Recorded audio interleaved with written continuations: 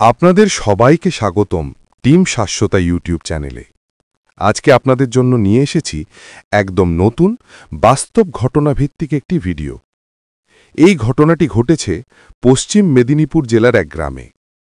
পুরনো বাড়ির ভেতর থেকে বেরিয়ে এসেছে দুটি বিশাল সাপ, আর তাদের নিয়ে গ্রাম জুড়ে তৈরি হয়েছে ব্যাপক আতঙ্ক। আজকের ভিডিওটি মন দিয়ে দেখবেন, কারণ পুরো ঘটনাটির শুরু থেকে শেষ সবকিছু আপনাদের সামনে তুলে ধরছি।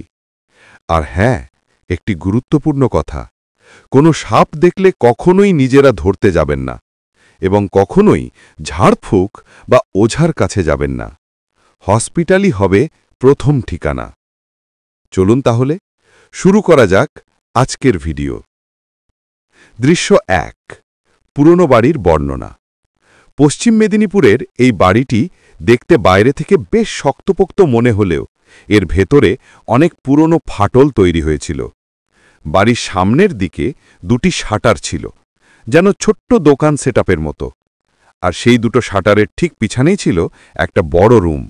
রুমের নিচে ও ভেতরে জায়গা এতটাই বড় যে পুরো পরিবার থেকেও যেতে পারে এমন।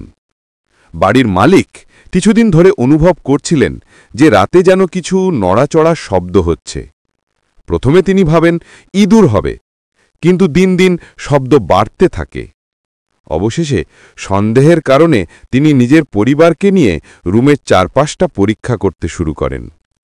এবং ঠিক সেই সময় হঠাৎ চোখে পড়ে দেওয়ালের পুরনো ফাটল থেকে এক লম্বা চকচকে দুধিয়া রঙের কিছু বের হয়ে আসছে।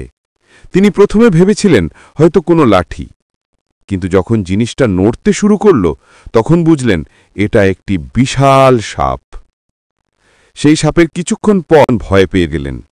সাপগুলো খুব শান্তভাবে বাড়ির ভেতর থেকে মাথা বের করছিল, যেন দীর্ঘদিন ধরে ওরা এখানে ছিল।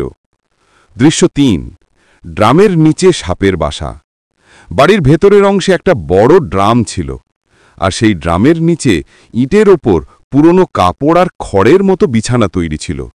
সাপ দুটো সেই জায়গাটিকেই বাসা বানিয়ে নিয়েছিল।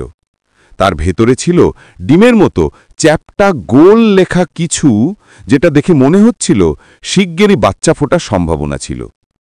বাড়ির এক মহিলা সদস্য সেই দৃশ্য প্রথম দেখতে পেতেই খুব ভয়ে চিৎকার করে ফেলেন, আর সেই আওয়াজে গ্রামের মানুষ দৌড়ে এসে পুরো বিষয়টি দেখতে পান।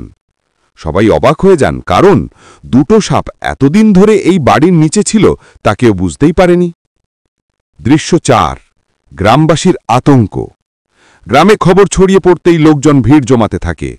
কেউ ভিডিও করছে, কেউ ছবি তুলছে, কেউ আবার দৌড়ে ঘরের সামনে দাঁড়িয়ে সাপ দেখছে।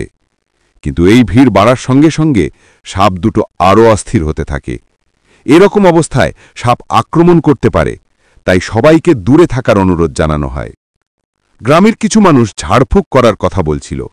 তারা ভাবছিল কিছু মন্ত্র পড়লে নাকি সাপ চলে যাবে। কিন্তু আমি আবারও বলছি বন্ধুরা, সাপ নিয়ে কখনো খেলা করবেন না। সাপ যখন বাঁচার চেষ্টা করে তখন কামড় দিয়ে দেয়, আর সাপের কামড় মানেই সঙ্গে সঙ্গে হসপিটাল। এ ব্যাপারে কোনো ঝুঁকি নেওয়া চলবে না। দৃশ্য ৫, সাপ উদ্ধারকারী টিম আসে। বেশি ভিড় তৈরি হওয়ার পর গ্রামের কয়েকজন সচেতন মানুষ সাপ উদ্ধারকারী টিমকে খবর দেন। কিছুক্ষণ পরেই স্কিপিয়াম বা রেস্কিউ টিম এসে পৌঁছে যায়। তারা খুব সাবধানে পরিস্থিতি বোঝে। প্রথমে তারা বাড়ির আশেপাশের লোকজনকে দূরে সরিয়ে দেয়, যাতে কেউ কোনো ক্ষতির মুখে না পড়ে।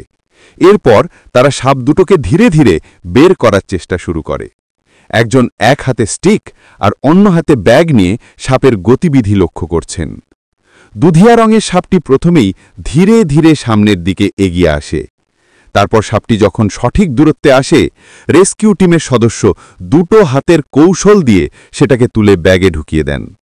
এরপর দ্বিতীয় সাপটিকেও একইভাবে সাবধানে ধরা হয়। দুইটি সাপই সম্পূর্ণ নিরাপদভাবে ব্যাগে ভরে উদ্ধার করা হয়। দৃশ্য ৬, সাপকে জঙ্গলে ছেড়ে দেওয়া।